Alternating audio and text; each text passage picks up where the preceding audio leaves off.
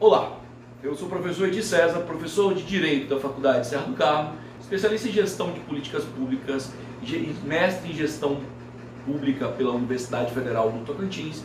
Hoje falaremos sobre o controle na administração pública, o controle realizado nos entes federados, estados, municípios, na União, no Distrito Federal, o controle interno, o controle externo e o controle jurisdicional no Brasil, né? A forma que a administração se movimenta através dos atos administrativos, que a administração, através das suas políticas públicas e a prestação de serviço para a população, é controlada internamente e externamente, certo? Essa é a aula de hoje e vamos lá, bem-vindo ao maravilhoso mundo do direito administrativo no Brasil.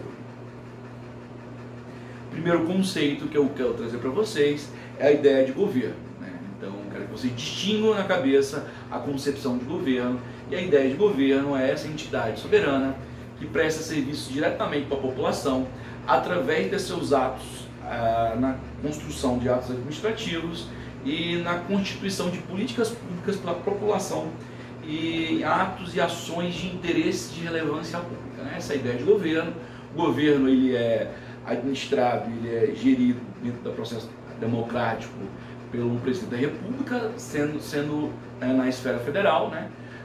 Pelo governador do estado ou governadora de estado nas esferas estaduais e pelos prefeitos e prefeitas nas esferas municipais. Além deles, tem o governador distrital, que faz parte também desse rol, né, de pessoas que movimentam a sua relação de governo, né?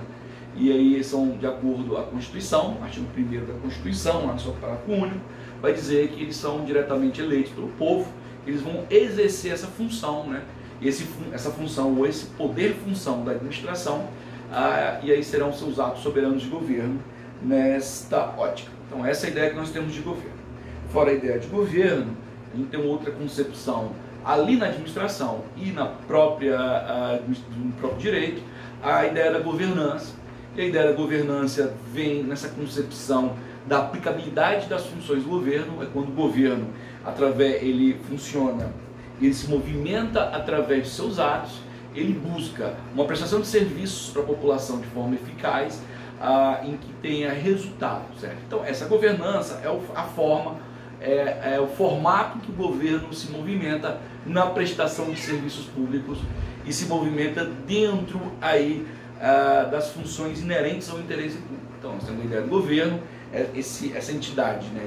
essa pessoa soberana que tem essa função dentro da administração pública e essa função e essa ideia aí da governança, que é com a forma que o governo se movimenta, ele presta serviços e organiza políticas públicas de interesse nacional, interesse estadual ou interesse local, dependendo da esfera governamental que nós temos. Perfeito?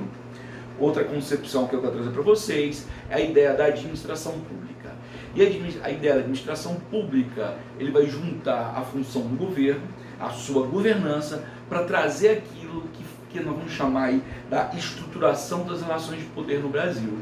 E as relações de poder no Brasil, dentro do poder executivo, ele tem uma estrutura própria, né? E aí ele vai pegar essa complexidade que é a administração nacional, que tem que gerir um PIB enorme, tem que administrar 209 milhões de habitantes, né? Buscando políticas habitacionais, políticas econômicas, políticas da saúde, políticas ligadas à educação, enfim. Todo esse rol aí constante nos direitos sociais e no artigo 5º da Constituição sobre os direitos e garantias fundamentais, certo? E aí, essa responsabilidade aí que o governo se presta enquanto prestador de serviço público, a administração pública entra, certo? E em sua estruturação. Então, basicamente, nós temos aí a ideia, enquanto estrutura da administração pública dentro do Poder Executivo Nacional, a administração pública direta e a administração pública indireta. Nós fizemos uma aula recentemente sobre esse assunto, quem quiser vai ficar aqui embaixo no canal o link para assistir a aula sobre administração pública direta e indireta, mas essa é a concepção da administração pública, né? São essas instituições e órgãos da administração geral, essas instituições e órgãos do governo, né, ou do Poder Executivo, que vêm prestar serviços diretamente ou indiretamente para a população nacional. Essa concepção que nós temos aí da administração pública no Brasil.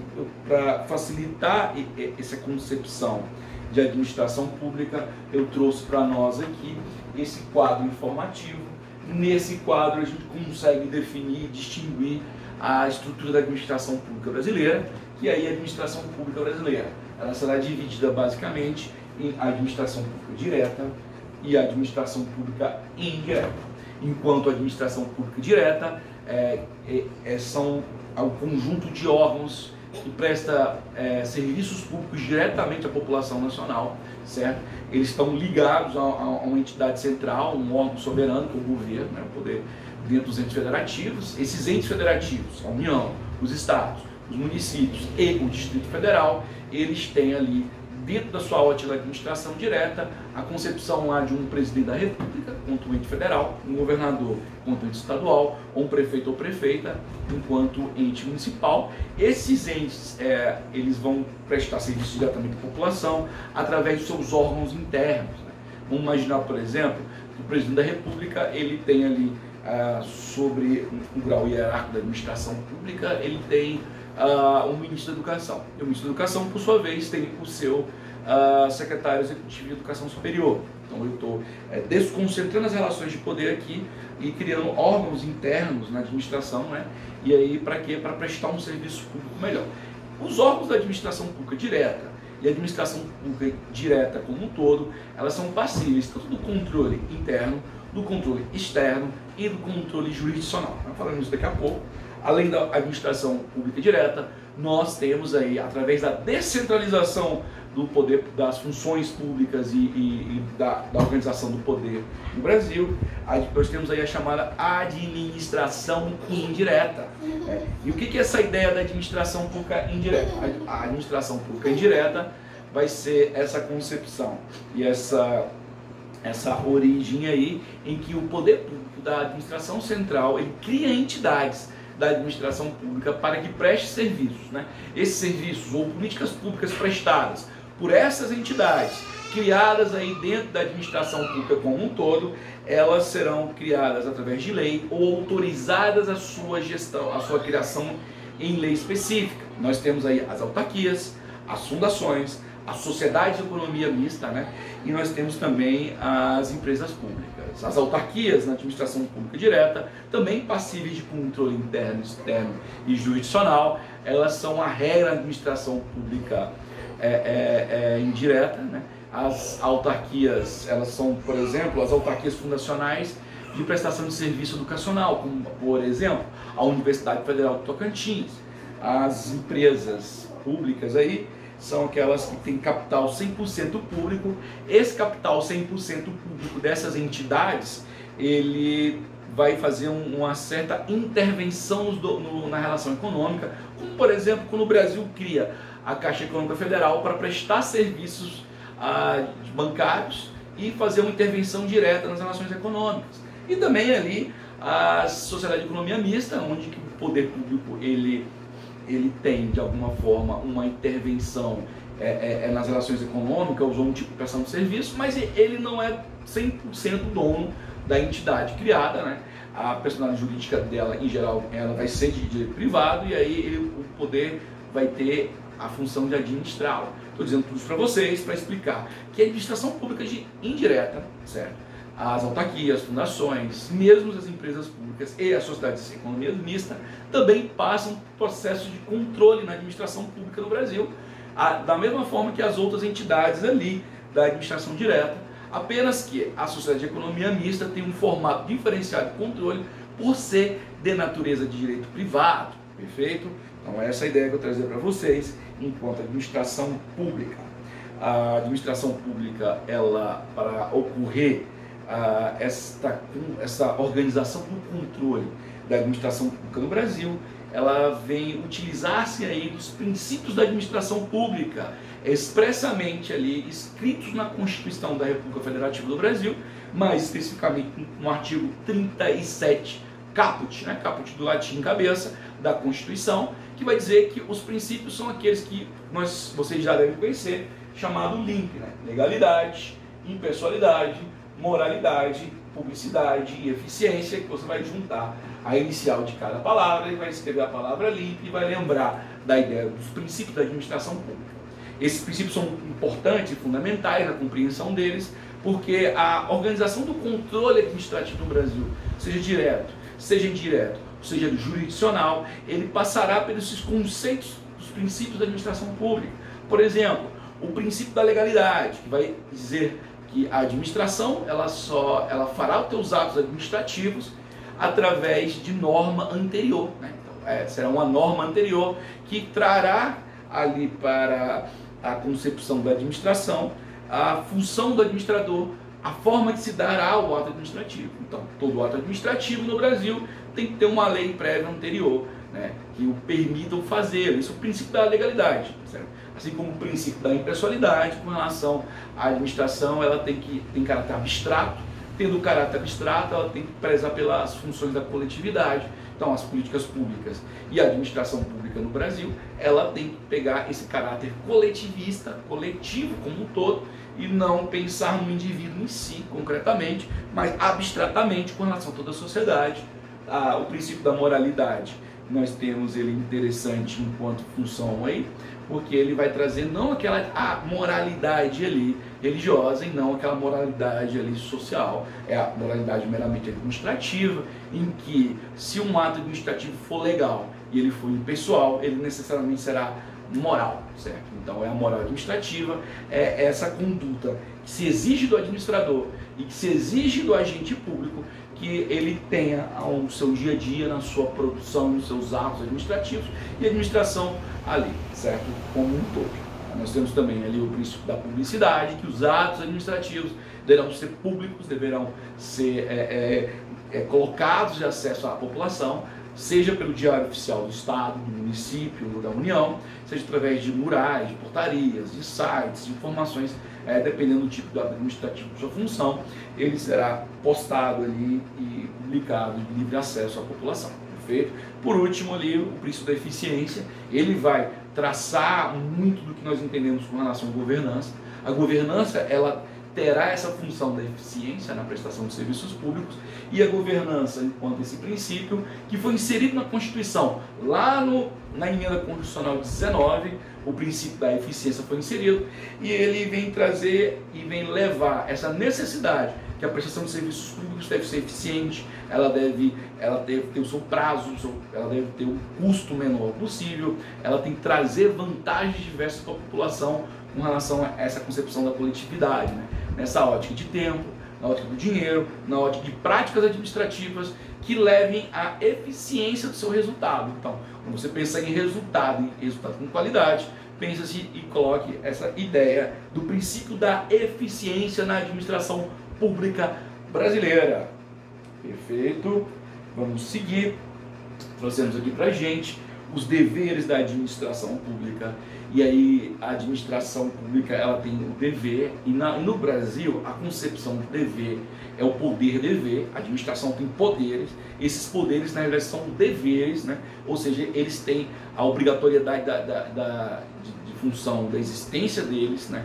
E ele traz essa concepção dessa função da administração. Então, os deveres da administração, estamos trazendo esses 3 deveres básicos aí, e aí, ao contrariar os princípios da administração lá do artigo 37, ou os deveres da administração, que eu estou trazendo aqui, são deveres doutrinários, mas estão postados também na Constituição Federal, em locais diversos, falaremos sobre isso.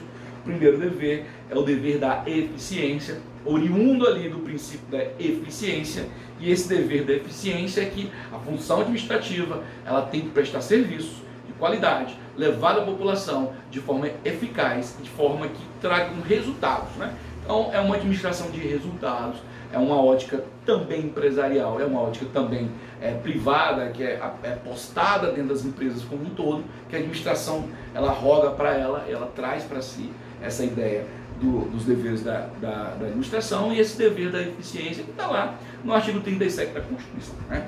Temos também o dever da probidade.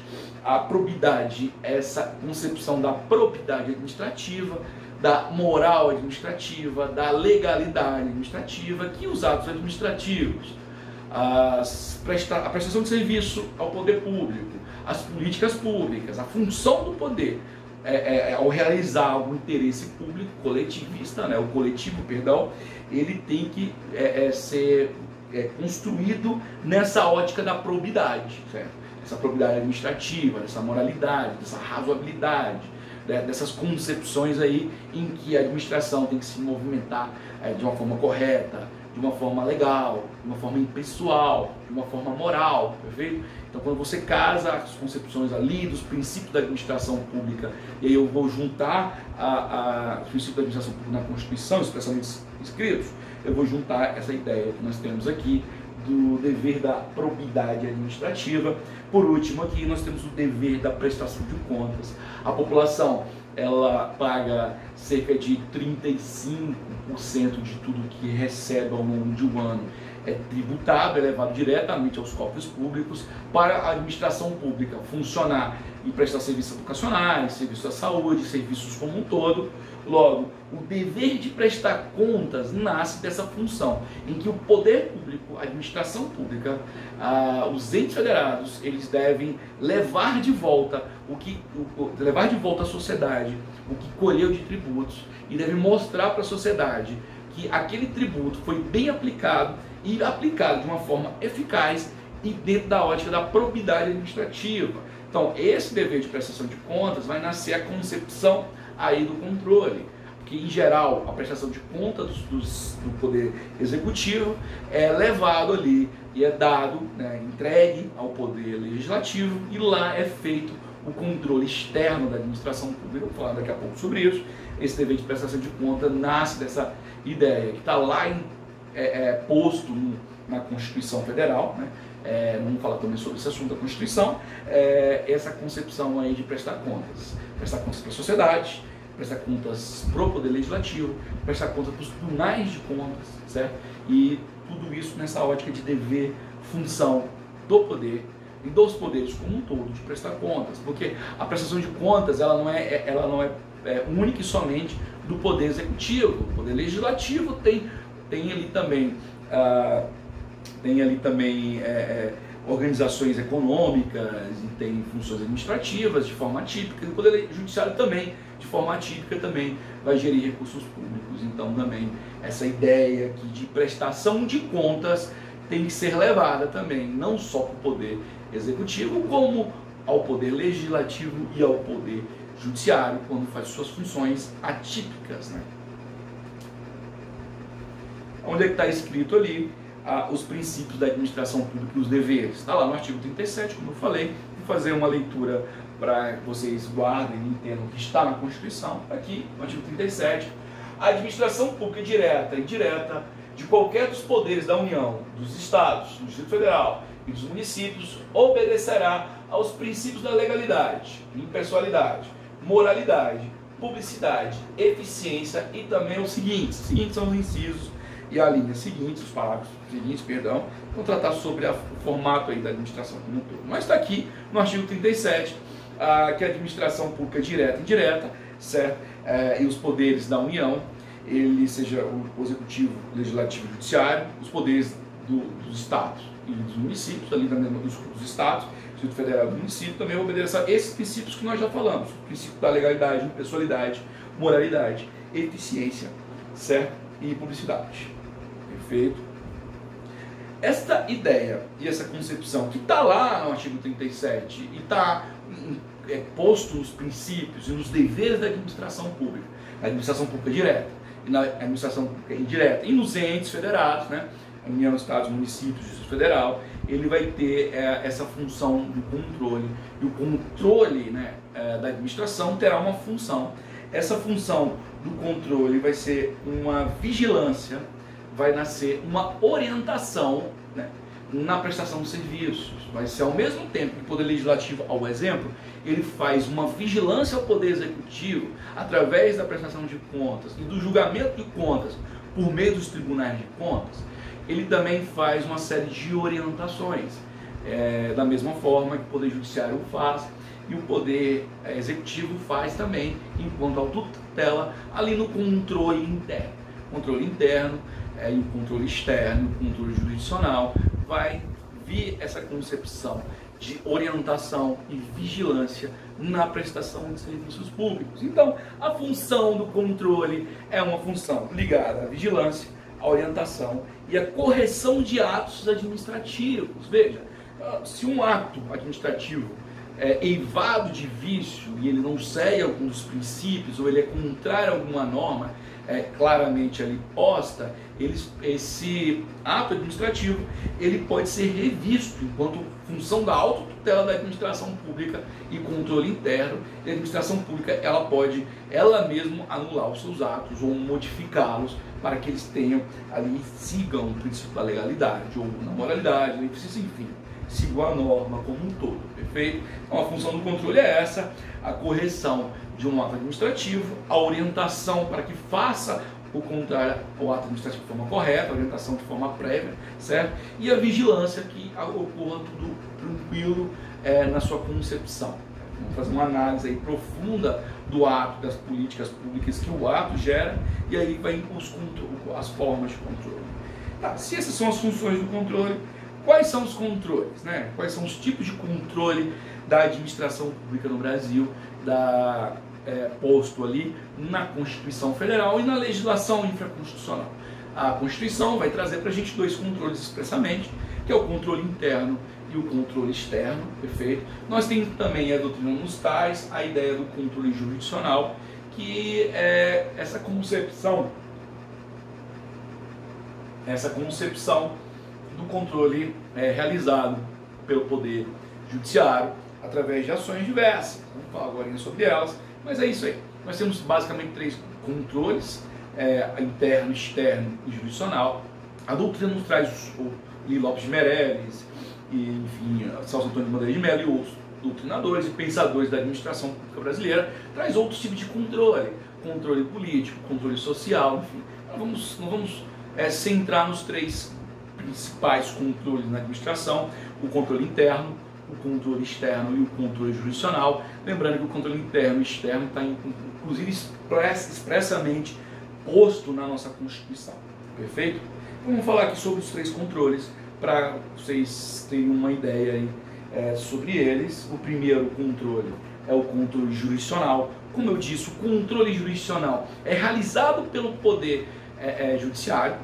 Esse controle jurisdicional realizado pelo Poder Judiciário, ele é feito através de demandas judiciais, né?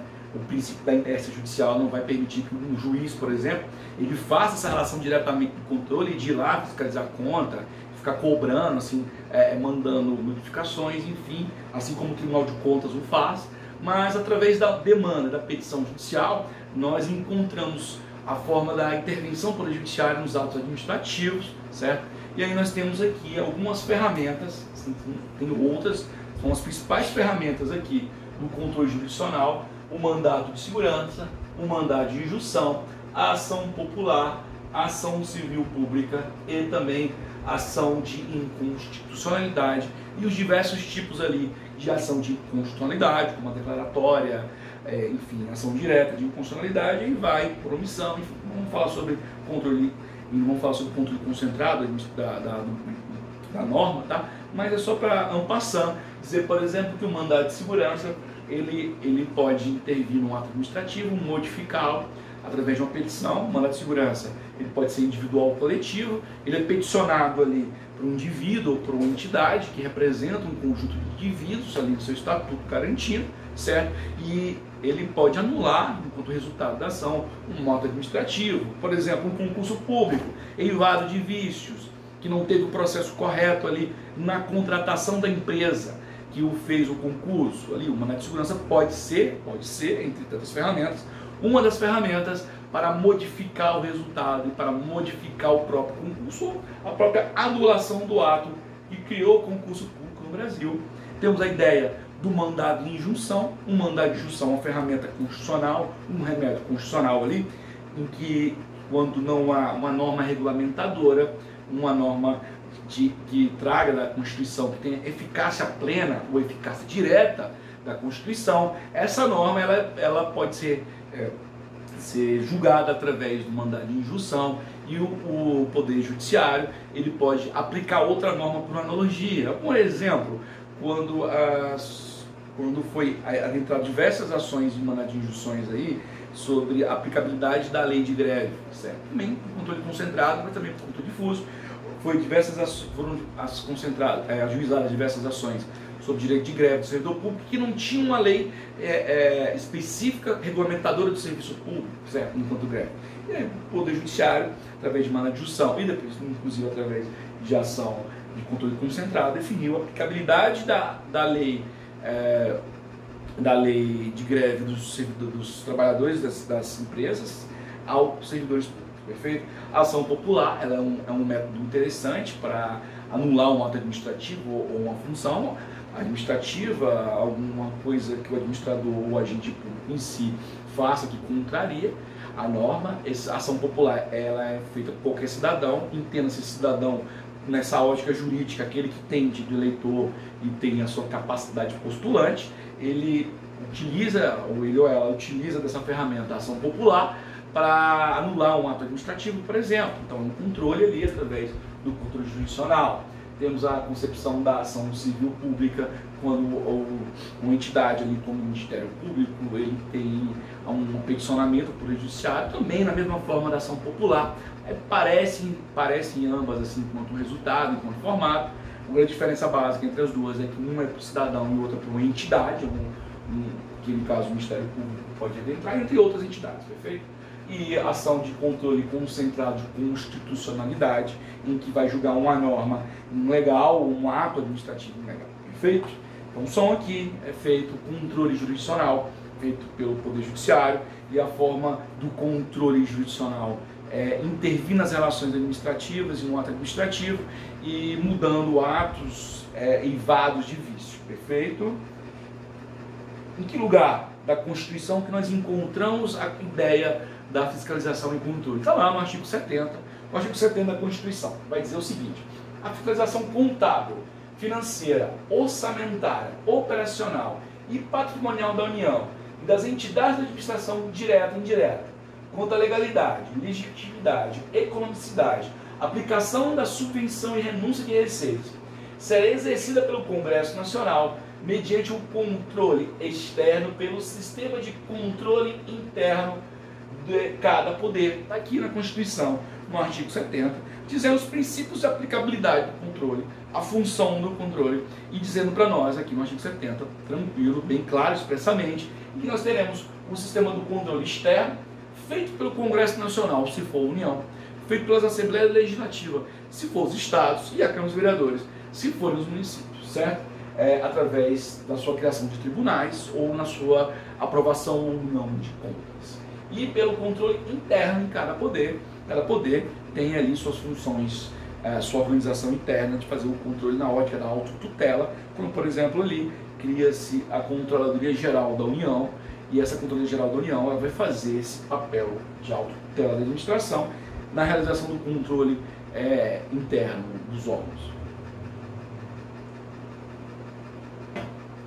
Além disso, o STF julgou diversas vezes, de formas repetitivas, essa função da anulação dos atos públicos da própria administração, enquanto controle interno, e tanto o fez que editou duas súmulas. Essas duas súmulas elas são importantes para entender a matéria. A primeira súmula é a 346, ela é tranquila e básica, ela vai dizer que a administração pública pode declarar a nulidade dos seus atos, né? Se um ato administrativo é inválido de início, a administração pública pode declarar a anulação desse ato administrativo, perfeito? Está ali, tranquilo, na súmula 346 do STF, perfeito? Além da súmula 346, vamos para a súmula 473, também da Suprema Corte, que vai dizer o seguinte: a administração pode anular seus atos, a administração pode anular seus próprios atos quando eivados de vício que os tornem ilegais, porque deles não se originam direitos, ou revogá-los por motivo de conveniência ou oportunidade, respeitado o direito adquirido e ressalvada em todos os casos a apreciação judicial, mesmo anulando um ato administrativo, o Poder Judiciário não se negará, né, de fazer análise posterior daquele ato, no caso concreto, como por exemplo a anulação de um ato administrativo que desrespeitou o direito adquirido. O Poder Judiciário pode ir e analisar essa situação, perfeito? Vamos pensar, por exemplo, naquelas aposentadorias que elas são anuladas depois quando é visto vício ou algum tipo de dolo do agente administrativo.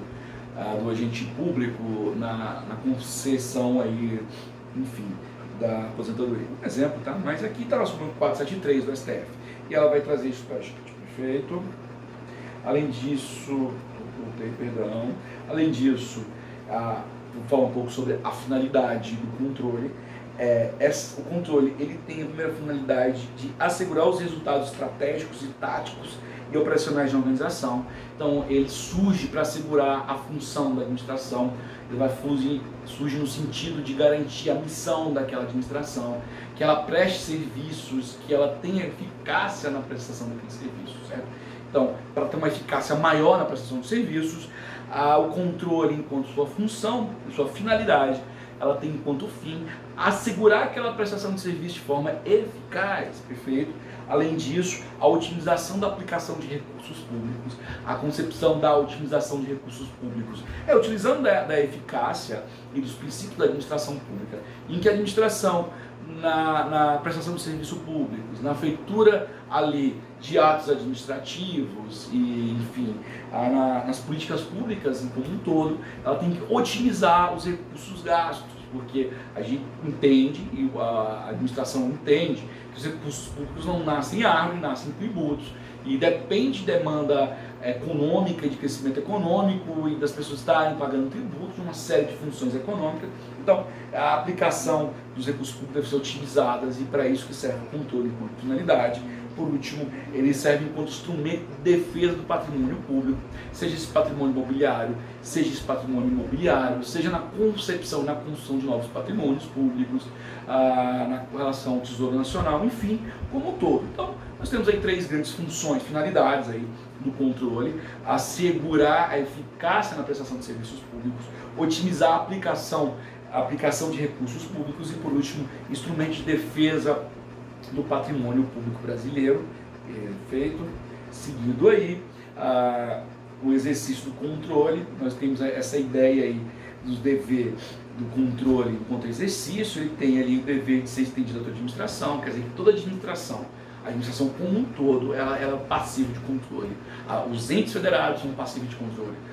O administrador é passivo de controle, o presidente da República, os agentes públicos, o assistente administrativo, o técnico, enfim, qualquer indivíduo ali nas relações da administração pública, enquanto agente, enquanto norma, enquanto função da administração, todos eles ali são passíveis de controle, assim como os 3 poderes: a União, os estados, os municípios enquanto federados, e os 3 poderes, legislativo, executivo e judiciário, também ali são passíveis de controle. O exercício do controle vai por toda a administração como um todo, certo?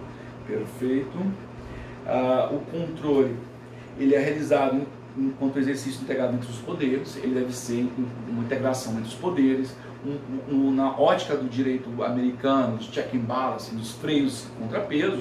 Um poder fiscaliza o outro, um poder freia o outro, certo? Então o exercício do controle na administração, ele deve ser essa concepção dos freios e contrapesos dos poderes, enquanto o outro, de uma forma integrada, integrando aí essa concepção do controle.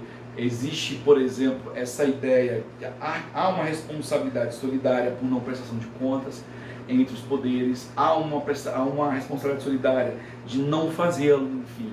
Então tem uma grande forma, nessa forma integrada do controle no Brasil, e uma forma inclusive de uma ótica, de uma responsabilidade solidárias entre os poderes que não prestam, ou que não cobram, ou que não fiscalizam, ou que não fazem sua função jurisdicional. Perfeito. A ideia do controle interno aí que nós temos é uma concepção de controle interno que é aquele controle realizado dentro da própria administração pública direta ou da própria administração pública indireta, não externamente por outro poder. Dentro do mesmo poder, ela é realizada ali, ou dentro da mesma entidade da administração indireta, certo? E ela é conhecida como a autotutela da administração, em que previamente, antes da feitura do controle, antes da feitura do ato administrativo, por exemplo, aquele ato administrativo passa para a procuradoria. A procuradoria faz uma análise de legalidade, certo? Que por sua vez aí é editado o ato, Mesmo após isso tudo, existe uma auditoria, uma controladoria interna que vai analisar se aquele órgão ali, aquele ato administrativo daquele órgão ou entidade, ele está correto com relação aos princípios da administração pública e as funções aí do poder público, perfeito? Essa ideia do controle interno. Esse controle interno na União é feito pela Controladoria Geral da União e os estados são regulamentados enquanto Constituição estadual, na regulamentação deles, perfeito? Esse controle externo já é diferente do controle interno, ele é feito por um outro poder, ele é feito externamente ao poder administrativo, ele é externamente ao poder executivo, certo? E ele é feito pelo poder legislativo. É o poder legislativo que faz o controle externo através dos seus tribunais de contas. Os tribunais de conta, entendam-se que esses tribunais de contas no Brasil, eles têm esta função aí de fazer esse controle de contas do Poder Executivo através ali, enquanto órgão acessório, enquanto entidade que assessora e que trabalha junto com o Poder Legislativo, perfeito? Então o Poder Legislativo cria os tribunais de contas para fazer esse controle externo da administração. O Poder Judiciário também faz o controle externo, de certa forma, no controle jurisdicional. Vamos chamar isso de controle jurisdicional, perfeito? Então são os tribunais de contas ligados ao Poder Legislativo que fazem, de fato, o controle externo da administração, perfeito? Gostaria de lembrar que o Tribunal de Contas está em todas essas esferas e todos os entes administrativos. Vamos falar sobre isso agora. Está lá na Constituição, no artigo 71 da Constituição da República Federativa do Brasil, está aqui escrito: o controle externo a cargo do Congresso Nacional será exercido com auxílio do Tribunal de Contas da União, ao qual compete. Isso aqui é a Constituição Federal. As constituições estaduais vão criar os tribunais de contas estaduais. Existem pouquíssimos, acho que existe um tribunal de contas dos municípios lá no estado de São Paulo, mas é raro essa figura dos tribunais de contas nos municípios, né? Mas quais são os tribunais de contas aí que são criados? A gente sabe que no artigo 71 da Constituição cria o Tribunal de Contas da União, né? Mas quais são os outros, né? Primeiro aí, o Tribunal de Contas da União, está lá no artigo 71 da Constituição, ele vai fiscalizar as contas, ele vai controlar, ele vai orientar as contas e os atos administrativos ali do Poder Executivo, certo? E dos poderes ligados ali à União, perfeito? Nas suas funções típicas do Poder Executivo e atípicas do Legislativo e Judiciário. Os estados, através das suas constituições estaduais, aqui no estado de Tocantins, está ali o Tribunal de Contas do estado de Tocantins, é uma entidade autônoma, é uma entidade independente, é uma entidade que tem ali o seu estatuto próprio, sua organização própria, e ela não recebe influência de fato a política administrativa de contas aí de nenhum dos poderes. Ela está ligada ao poder legislativo, mas é autônoma e é independente com relação a essa ótica, perfeito?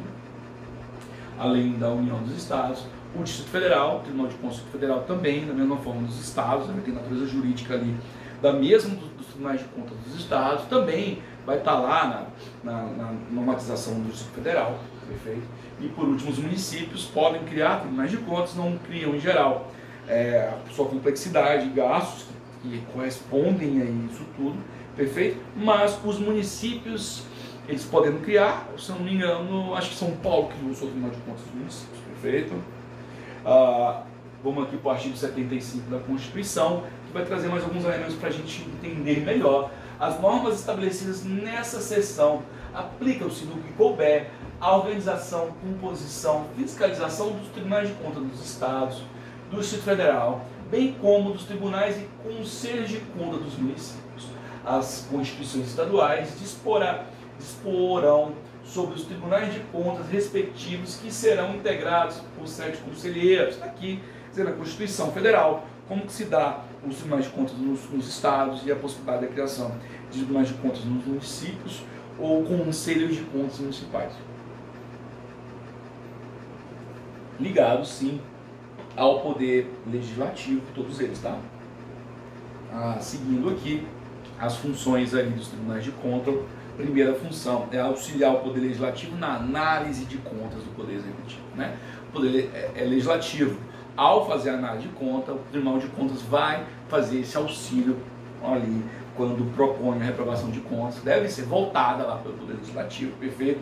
A outra aqui é apreciar as contas do chefe do Poder Executivo mediante parecer prévio, né? Do Presidente da República, do governador ou governadora, o prefeito vai ter essa função aí, certo? E julgar as contas, esse julgamento de contas com um resultado ali, que pode ser inclusive a impossibilidade de concorrer mandato legislativo, a multa, enfim, uma série de coisas que ela traz, perfeito?